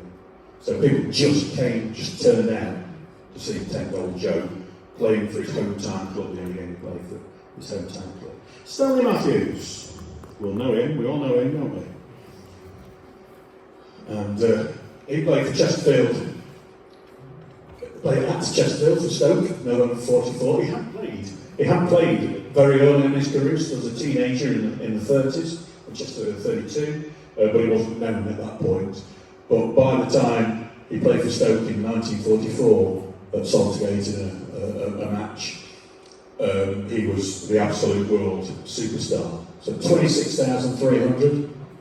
The previous 5 home games that season, they're not against bad sides. Leeds, Man United, Sunderland, Sheffield United, 12,000 average. 70% increase to just watch Stanley Matthews play. Absolutely incredible. My dad was at that match. And we're rubbish against Stoke. We never beat Stoke. We played Stoke more times than any other team without ever beating them. And sadly, we got tonked. We got absolutely tonked 5-1 at the Britannia Stadium in March 2000, and it was the day after Stanley Matthews' funeral, so there was a massive outpouring in the city, and they absolutely destroyed us. Peter Thorne, I think, scored 4 goals in that match. And then one of the more modern superstars, George Best, one game against Chesterfield, although we didn't believe he played his first ever Central League match for Manchester United at Saltergate when he was a teenager. But he's not down on the absolute programme, but we think he did. So the other 3 players were at the heights of their careers. George Best wasn't. He was on a downward curve. He left Man United in '74. This is in '83. He played for Stockport, Fulham, Hibs, and then in '82-83 he joined Bournemouth. He played at Dean Court for Bournemouth against Chesterfield just before his 37th birthday. His first game for Bournemouth was watched by 9,141. The crowd for the match that we played in was 5,227. It was still 20% up on the previous game without Bestie. But I think that 9,000 that turned up on the first match realised that he's not worth watching anymore. He didn't make the end of the game, he was substituted. He wasn't sponsored man of the match, but he was absolutely rubbish, I have to say. It's the only time I ever saw him in the flesh, and I wish I'd not gone. I just wish I'd not gone. There's only 2 football matches in my life I wish I'd not gone to. That was one of them. Because you saw George Best, and he was not worth his place in a Division 3 side with Bournemouth, I'm sad to say. We're about there now. I've got a nice little fancy graph here, look. And it's about crowds. And the black line, it's from 1919 when you could get some reasonably accurate attendances. So the black line is the attendance, the scales down here for that season. The purple line is a 10-year moving average, which is a long way until we've actually got 10 years. So it's the moving average of attendances. I've left out like wartime years and COVID years and everything along those lines, because we throw the numbers. Yellow, that's 1930-31, so that was the first time Chesterfield won promotion into Division 4 after rejoining Division 3 North in 1920. So the crowds you can see are on the up, and then in the second division they move up and stay there, and the next thing, the green right to the top, that marks Chesterfield's highest ever finish. They finished 4th in the old Division 2, would have been in the playoffs if they're in playoffs now, to get into the Premier League equivalent, and it was also the highest average crowd, 15,000 odd. So the most successful side, and that's when football attracted its biggest crowds, those early war, post-war, Second World War years. Football as a whole attracted huge crowds, no safety issues or anything like that, just crowd them in. The red one, that was the season Chesterfield were relegated from the second division, 1951, so that's the last time, and you can see that general decline that they've been at that point in time. And then the white one, that was when they were relegated from Division 3 North into Division 4. Division 4 had only been formed in 1958, so, but that was a real low point. It was a dreadful relegation that season. The black one, that's blue, it's technically navy blue, is there's a bit of hope. 67-68 season. Jimmy McPhie had come in as manager, and all of a sudden there's a little bit of hope. Chesterfield won every home match that season before Christmas. Every home match. And on Boxing Day, there was a massive crowd for the game against Workington. John Taylor, first match ever. What was the score? 0-0. 0-0. So, and this is what Chesterfield happens. They attract a big crowd and they're crap. It's happened over the years, time again, and they just drifted away for the rest of that season. And that's where the directors don't want to win promotion sort of story began. The real poor season the year after, but then the next peak up is 69-70 championship season for the midweek, and really got them there. The silver one is when Arthur Cox came in, 79-80. All of a sudden, some phenomenal football, great players, Birch, Bill Green, John Ridley at the back, John Turner in goal, Phil Bonnyman came in, and some fantastic football. It did help the Irish crowd that we were playing Sheffield Wednesday, Sheffield United, Rotherham, Barnsley as well, who could bring thousands and thousands of people to add to make sure the crowd was was pretty good. But that silver is 79.80, Arthur Cox, and Chesterfield's nearest knocking on the door to getting to level 2 in the league for some considerable time. Then you got the Real Nadir, the orange one at the bottom. 82-83 season, when I was telling you the club was all but skint at that time. I think John Luke came in as manager and inherited about 5 or 6 players with contracts and had to bring in people in. The hooliganism had been an issue, the ground was crumbling, the team was rubbish, and everybody knew that season that the club would get relegated. It was absolutely a dreadful season. And then the purple one at the end is the move to the new stadium. So as you can see, it's been above the weighted average for quite a while.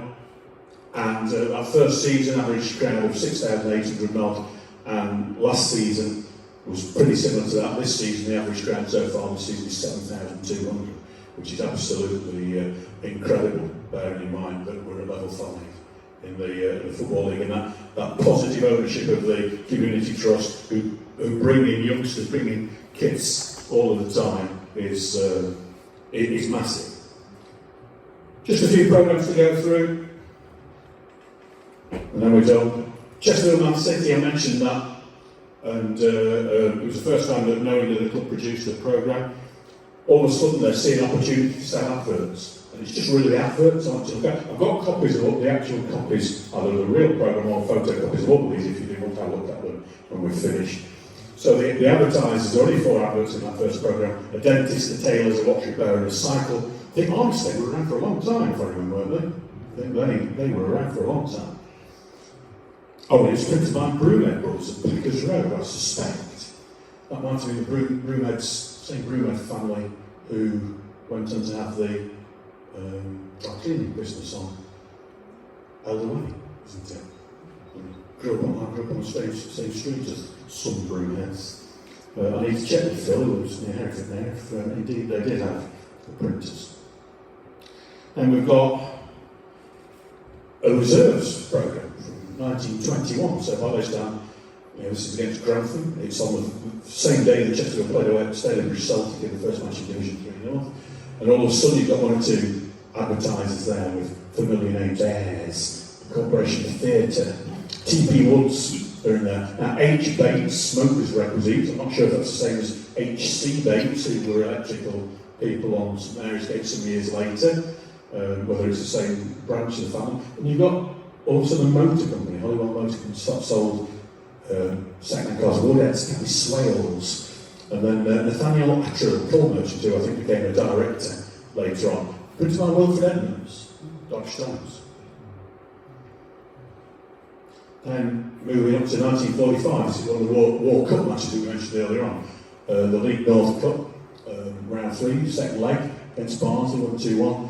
We've got Greaves at go, and that was I'm not saying it was the first, but one of the first full-page adverts, and they were advertising gifts. You've got the familiar J.B. Wise, Golden Fleece in there, Kirk's Butchers, and tea merchants, clothing. Again, now you get dominated by, well, they're generally fans of the club now, but car companies are in there, people associated with cars. Then you've got a familiar-looking front, because it's frontage in one way or another, lasted for years and years and years. You can see on the back of that there's no cop roof, so you can tell instantly that's before 1961, because in 1961 they drew the cop roof on it. For a match against York City, Division 3 North, Gaunt and Son game director, John Dent's chemist, Steam Laundry, Chesterfield Steam Laundry, was Henstocks, and you could say in the advert, proprietors Mr. and Mrs. Mottishaw, and I just on the side of school with Mottishaw, you probably did as well. Did you know the Mottishaws, wouldn't you? And Claire at the back, definitely know the Mottishaws, same class as us. Brampton House Swallows, and then the phenomenally named Claycross Aerated Water Company. So we all thought it started with them pesky French people, didn't we? All this fancy water and everything. But Claycross did aerated water in 1953. Who knew that? I don't think they lasted all that long. I don't think that the good burgers of Claycross wanted to pay for the water in 1953, to be fair. Then they stick got the top roof on there. So the same thing, 11 years later. But the programme printed by Dan Newton. Dan Newton became director of the club, and noticed that this is one of the games that Ralph Hunt scored in, who sadly passed away in that car. Actually, there are around 25, by this time it's built up about 25. You've got like H.C. Bates, Electrical, Hanks Butchers, we're on Arnold Laver in there, TP Wood back in again, Elliott's Pharmacy on Newbold Road, Legal's Leather Stores, who always used to supply the footballs for years and years and years. I know when I got involved, I was a director of the club at the start of this century, and there were dozens and dozens and dozens of invoices from Legal's Leather Stores for the football, including Brits Ironmongers, Fisher's Taxis, becoming much more familiar names in 1960. Well, it's a fascinating subject in its own right, just to see who these people are. And then we had this horrendous thing, the wrong way round programme, we hated that. It was the wrong way round. Very unpopular side. And then all of a sudden you get the Kennings Motor Group, Ernest Brocklehurst's in there, the old house. So that'll have not been around all that long. Peter Mullen, of course, built the old house at the top of the well, no, we didn't touch it. Got more secrets all my files there, look. There's nothing I don't want to be seen in there.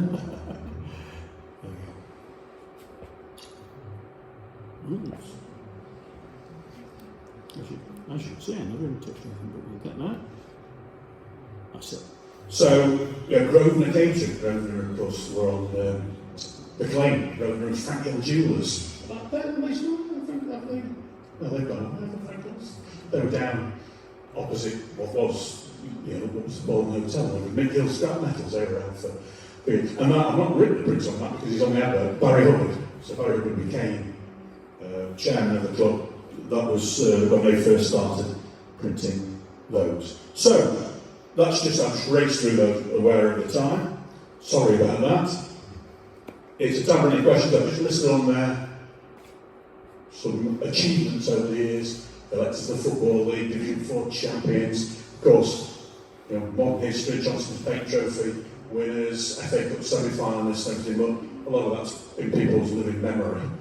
And I'm going to add on in a few months, it's going to say 2023 National League champions on there, because that's going to happen. You heard it here. Okay, if you want to light up, if you're not falling asleep, thanks for the torch, because you know what, that's saying my life. So hopefully that's giving you an insight into the club. I brought a few shirts along. I've got quite a big collection of shirts, but most of them are on permanent loan at the club. The rationale I've bought them along is, that's a shirt, and we've got the man who designed the crest in there. That's the only shirt that Chesterfield have worn that's been manufactured in Chesterfield by a Chesterfield company. Only about 800 yards away from where the current stadium is, down Pottery Lane. And it was designed by John in there on the badge, and it's got CFSS on there, the first shirt ever to recognise its ownership as a supporter society. But this shirt was only ever worn in one match. It was lovely green number back. Number 4, worn in September 1987. Kevin Randall was manager. Chesterfield were the only club in the entire country that hadn't conceded a single goal. But that, after they conceded 10, they lost 10-0 at Gillingham. Kevin Randall, manager, ordered them all to be destroyed. The shirts never to be seen again. 1 or 2 escaped, and that's one of them. There was a young lad called Darren Wood, who was an apprentice professional who was there to help do all the kit and everything, and he managed to secrete them. Then you've got here, we mentioned about players that started with Chesterfield and went on to play for England. This is the man of the match in the Coca-Cola Cup used to get a bomber jacket, like the grease thing, and that was Kevin Davis's. So one of the only 4 players who started with Chesterfield and go on to win an England cap. So that's Kevin Davis's Coca-Cola man of the match. And we were talking about being skint in Chesterfield and everything. This was the shirt that Tommy Lee, one of the most popular recent players, 10-year career as goalkeeper, he won his first match in 2008 against Barnsley. He only signed a few days against Barnet. He only signed a few days before the season. The previous season's goalkeeper had been Barry Roach, who was a big lad, big Irish lad. So this shirt was 16 sizes too big for Tommy. Before it started, he always wanted to, he had to cut the sleeves off. So he got some scissors, so that's got the cut sleeves on there because Chesterfield couldn't get a proper size goalkeeper's jersey for the goalkeeper. So Tommy always says, he said, I absolutely felt dreadful going out for that. He said, I just didn't feel right at all. And the first goal he conceded was a free kick from inside Barnes own half, so he didn't start off all that well, but he did all right for the next 10 minutes. Okay, well, Stuart Basson is here. Oh, yeah, sorry, Stu, you've been sitting there a long line. So, he's the man that knows it all, and the man who can deliver it. If anyone's got any questions, I think in the circumstances, Phil, if it's all right with you, just maybe questions for Stuart. yes, fine. Statistical questions on Chesterfield's history. But I did, before you start, I did forget to say, of course, that if you listen to Chesterfield on a Saturday afternoon, I assume you all knew, but of course Phil is the voice of Weekend 66 Radio every Saturday afternoon. Anyway, questions from Stuart Basson, who's written the book that I think someone has got over here, it's over there, the official sort of history of Chesterfield Football Club. So ask away. Yes. Stuart, are you still keeping the records to be able to do an updated book that finished at the end? I keep records, yeah. Keep adding whenever you go. It goes more on a website now. And I don't really have any plans for any sort of publications or anything at the moment. So there's a website, cfchistory.com, which I've kept going for about 10 years or so, and that's got links to different records and things. Mostly sort of Excel and Word files. Any more? Got to be some more. Go on, I think Phil probably covered everything that anyone there could possibly want to know. Well, I've got one. Oh, really? The top goal scorer of most clubs, it's usually the centre forward, isn't it? Yeah. Well, one of my favourite Chesterfield players was George Smith, who was the sort of scheming inside forward. He always wore the number 10, he played the number 10 role. But I think at least one season he was top scorer. Have there been any other Chesterfield top scorers you can think of, prominent top scorers that weren't centre forwards? In that sort of era, in the 20s, you had people like Ted Roseboom, who fulfilled a similar role to George Smith.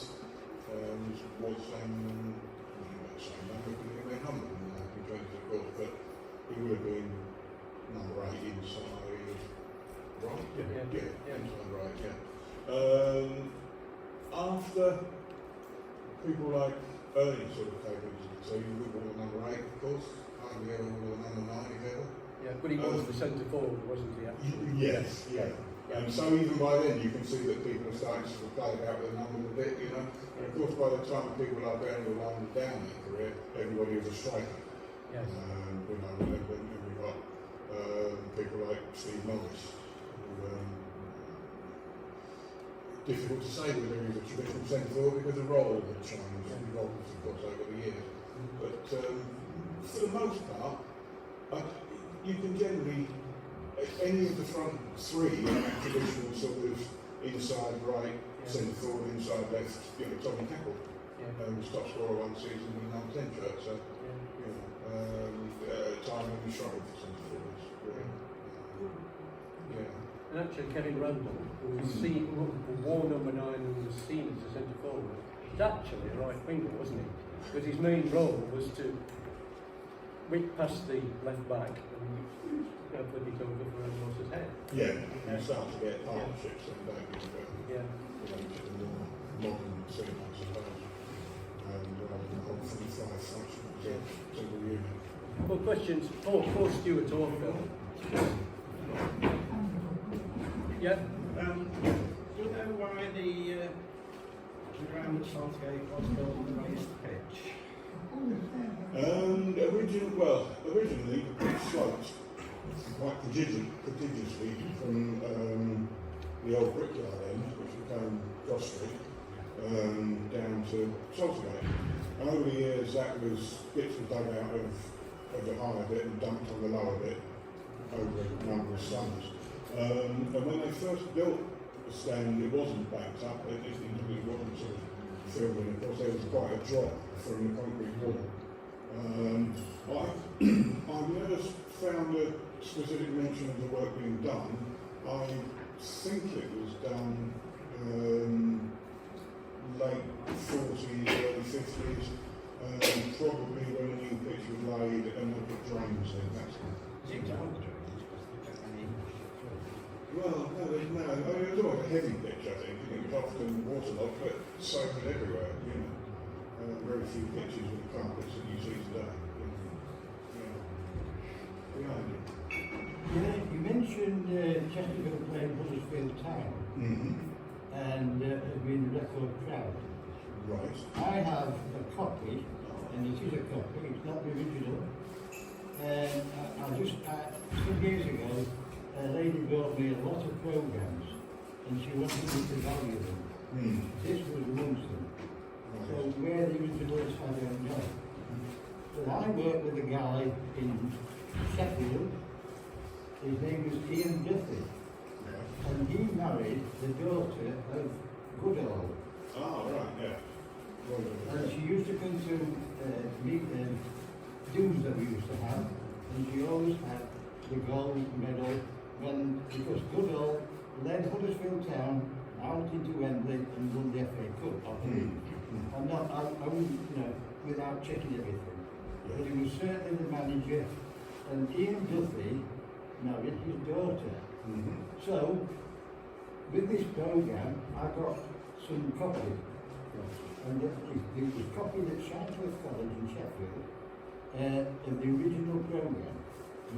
And I just wondered whether this was the same game that was mentioned, and this was on the 13th of January 1929.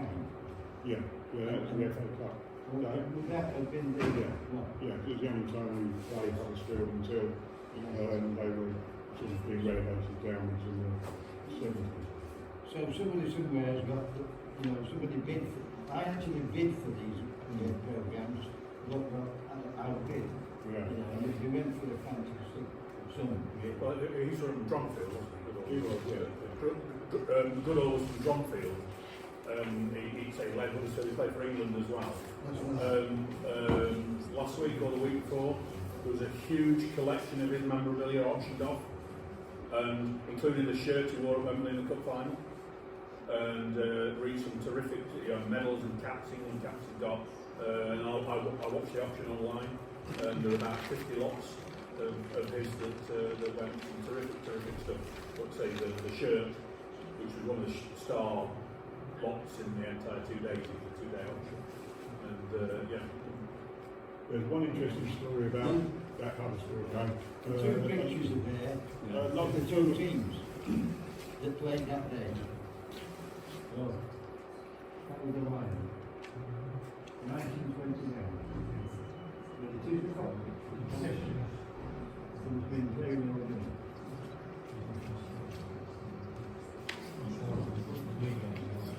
These are the 2 3-page jobs that are programs. Yeah, that Huddersfield game, a local firm of tailors called Stuart Taylor made an offer to give us free overcoat to any player who scored the Chesterfield on that day. So we got one goal, it was a Wadsworth own goal, and the Huddersfield player on the way back to the station called him at Stuart Taylor's and asked for an overcoat. Brilliant. Okay, any more questions? Yeah. When we got Vincenzo back in the 70s, Yeah. was that a regular done thing? We were the warm-up game sort of thing for Derby and Leeds, weren't we? We were a warm-up for the Anglo-Italian Cup that they were playing in, weren't we? I've no idea how we managed to wangle it. Yeah, we did. It wasn't unusual for us to play, or unheard of, for us to play a slightly exotic team as part of a celebration for promotion. We played Hearts in the 1930s. That was Horrocks' testimonial, wasn't it? Yeah. But we weren't entirely unknown in circles. Of course, we we'd had Harold Chentle, who had been on the England setup for many, many years as a chairman. I think he was still about. Yeah, no, I think it's still Yeah. So it's likely that we've got some sort of pull from Harold Chentle, probably called in an old favour or something like that, and got the game arranged. But yeah, because in 51 Festival of Britain, yes, we played Anderlecht and Saarbrücken, and Saarbrücken was still an independent state at that point in time. So there's a Saarbrücken's from the north east France. It's a mining area, and they present to the miners' land, which is still at the club. And that's in 51. One director at Phil, it's probably one he's been at many times. Have you started writing the book that everybody wants to read yet? No. The Darren Brown? No. I keep on having a conversation with the journalist David Tom, who got most of the bits and bobs together. But I'm just in the throes of deciding that I'm going to retire. So, but the first book I've got to sort out is Chris Marple's, the last player to have professional football and professional cricket contracts simultaneously. To do something with them. Practicing some things by Greeny. What was his involvement? Did he just tag along with Brown or what? How did he get involved with it? Well, I know one thing. Just before Darren Brown left, he increased his wages about fourfold. So I think he might have been his mate. He ended up being on a phenomenal salary for the position that he was doing. When immediately after Darren Brown had left, he ended up being made redundant by the administrators. But no, I think tagged along rather than anything else. I've got my own private thoughts about what he might have done, what might be still alive, so I'm not going to say. Have we got much stuff still missing from that era? The main thing that went missing was the dual encrusted sapphire and diamond encrusted FA Cup medal from 1997 that's never been found. But a lot of the other stuff that was missing, John Green was kindly keeping for safekeeping in his garage. We're going to have to wind it up there because I think our time we have to pay for is coming to an end. So I will say thank you very much indeed to Phil for that excellent talk, Stuart for your questions, and thank everyone for coming. Oh, and just remind, our next meeting is again the third Monday in the month, and it's Byron Machin who's talking about mining in Derbyshire. That's coal mining, lead mining, everything. Lady here's got scrapbook of Cyril Haynes, who played for Chesterfield in the 50s, and we've got Danny Wilson's book here. Thank you very much everybody for coming, and thanks again. Sorry for taking too long.